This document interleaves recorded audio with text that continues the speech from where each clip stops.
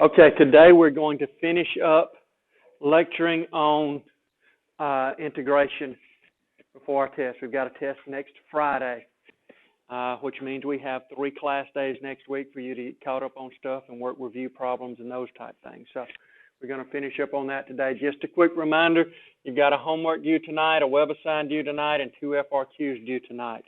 So you've got stuff you can and should be working on.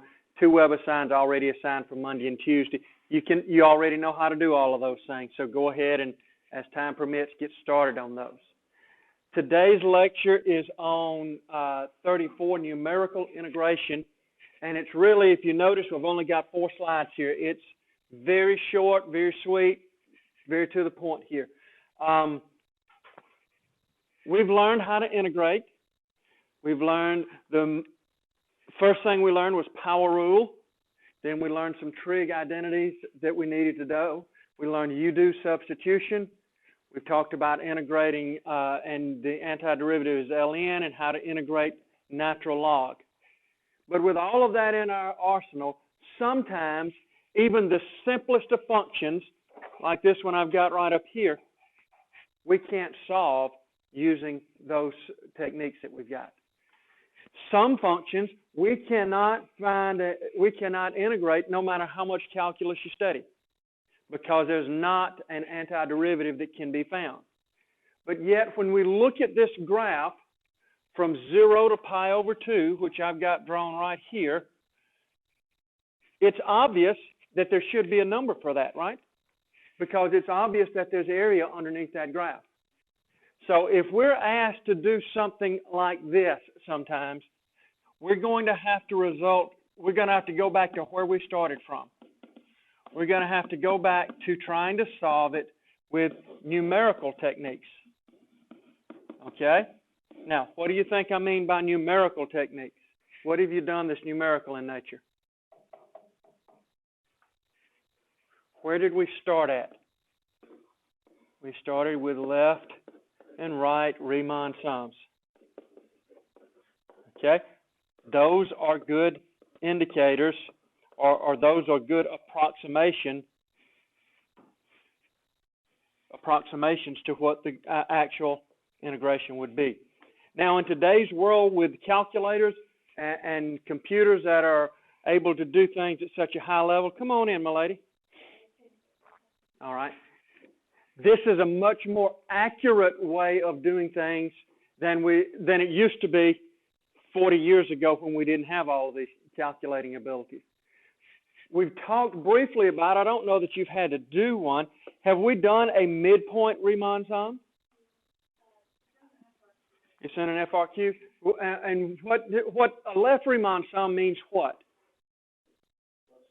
We look at, all Riemann sums are making rectangles. Left Riemann sum says we're going to use the left side for the height. Right Riemann sum says we're going to use the right side. Midpoint means we're going to use the one in the middle. Today we're going to talk about a new one called the trapezoid rule. Okay? Now the trapezoid rule approximates the area. It approximates it a little bit better in some cases because it gets more than just a rectangle. It gets a rectangle with a triangle on top. If you look at the rectangles that we've got, if you look at what we've got drawn here, if we were doing a left Riemann sum for this region right here, that would be our estimate. But by doing the trapezoid rule, we're going to get that extra little piece in there as well. So it's going to be more accurate in many cases. So trapezoid rule means that the shapes instead of rectangles are trapezoids. Who remembers the formula for finding the area of a trapezoid? That many people.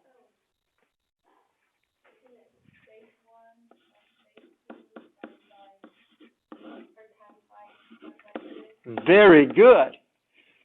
That's a long ways back. But yes, that's the formula that you learned a long time ago to find the area of a trapezoid.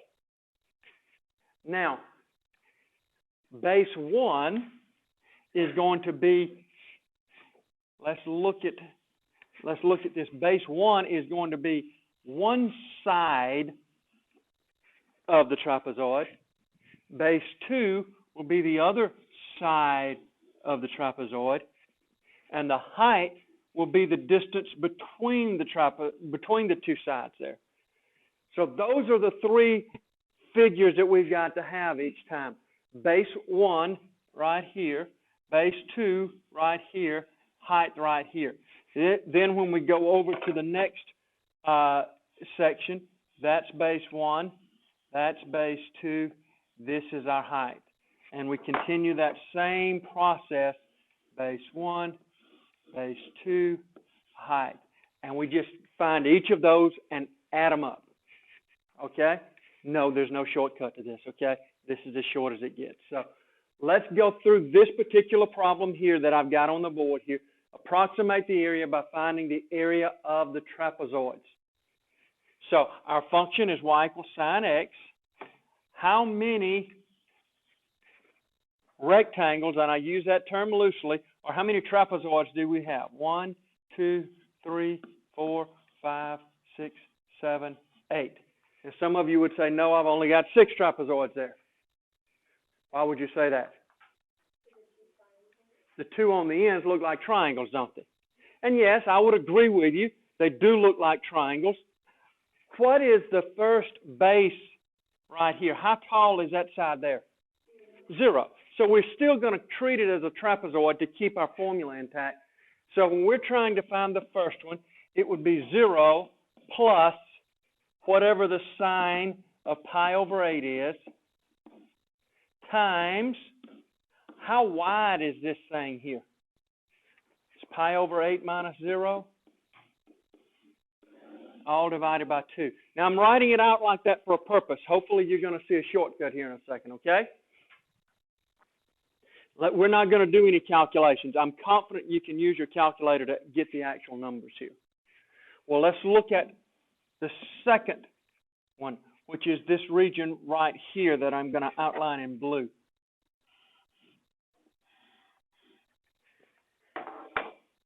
What's the left side of the second one? It's this here, which is what? How are we going to find that? It's going to be the function value here. Here's my function.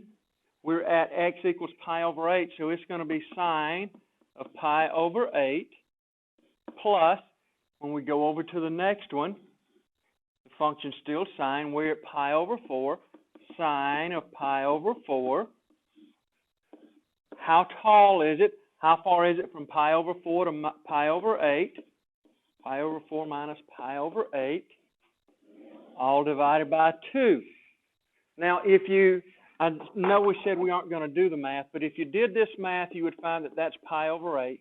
If you did that math, you'd find that's pi over 8. So, are you seeing any similarities so far? Okay. Huh? Height. Okay. The height looks like it's pi over 8 each time. See any other similarities?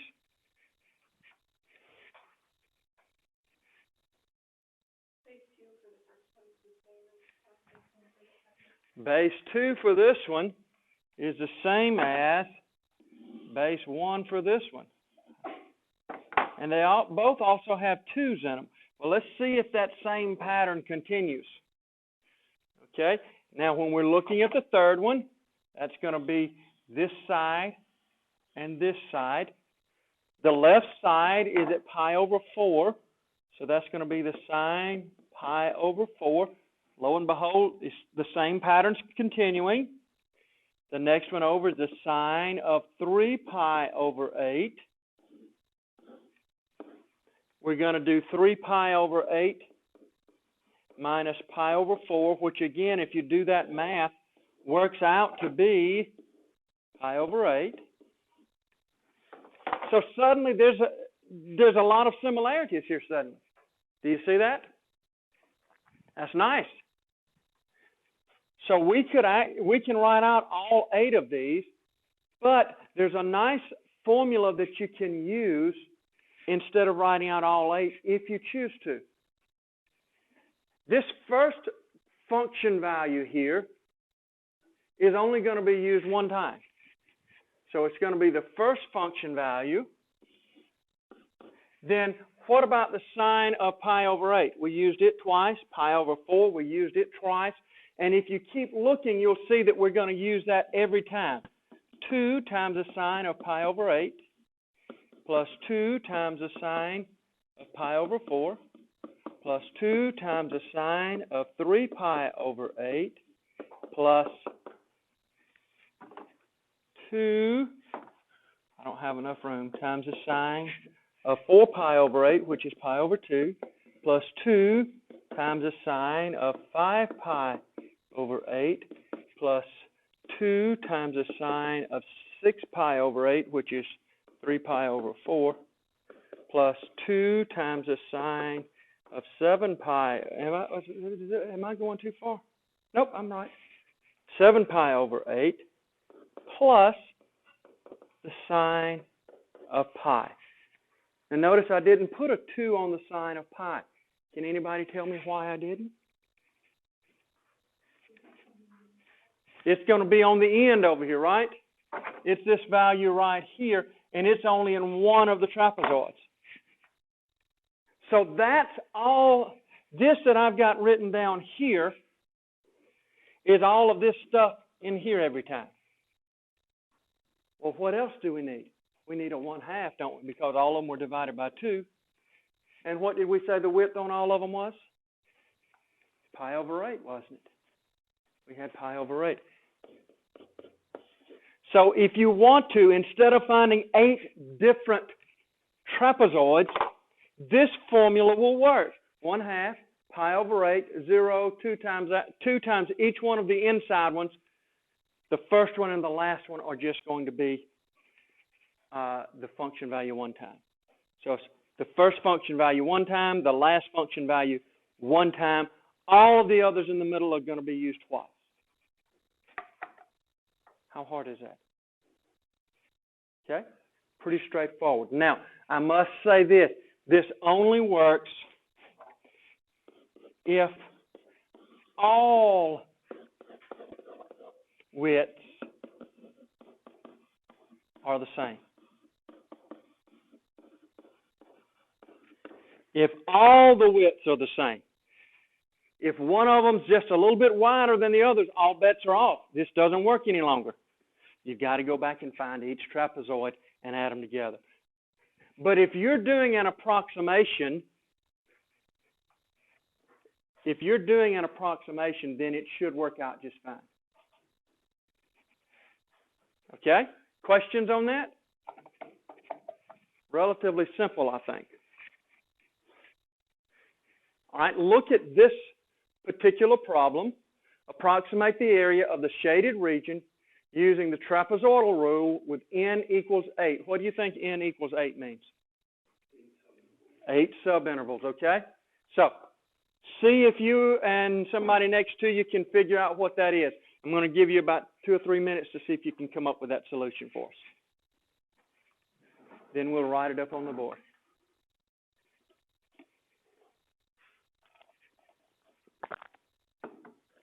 You can use trapezoids or you can use the trapezoidal rule, whichever you prefer.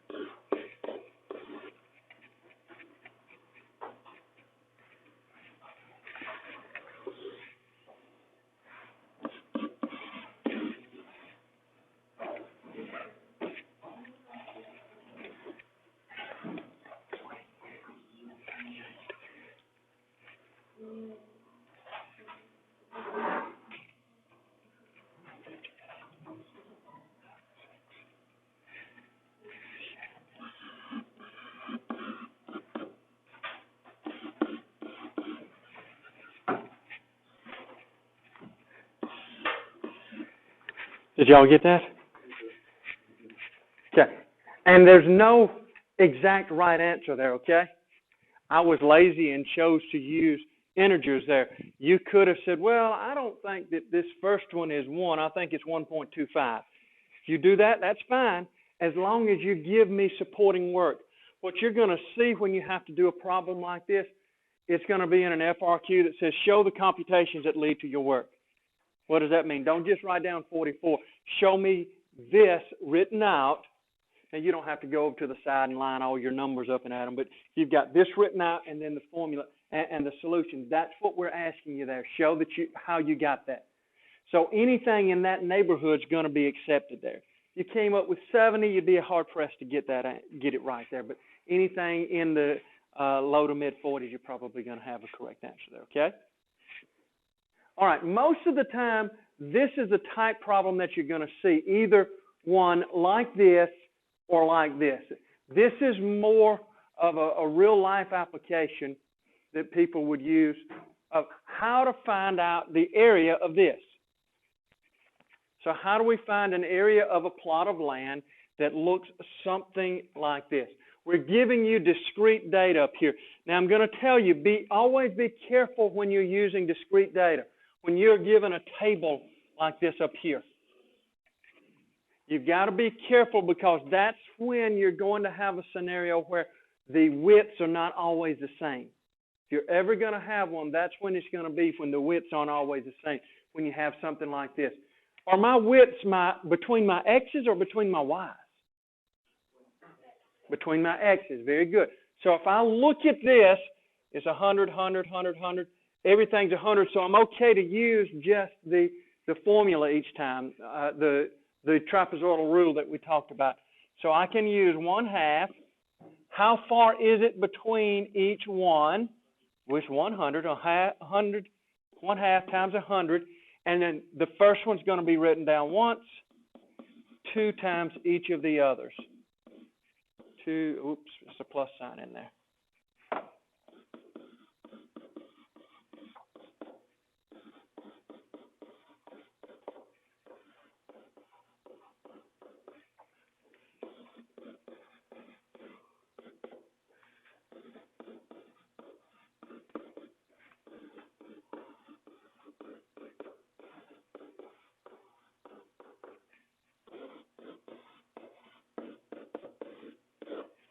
Just remember to use the first and last one once and everything else twice, and that's a calculator activity that you can do at that point in time. Okay? Questions, comments, observations here, okay? Very good. I'm not going to bore you with any more. I have stopped lecturing until after the next test.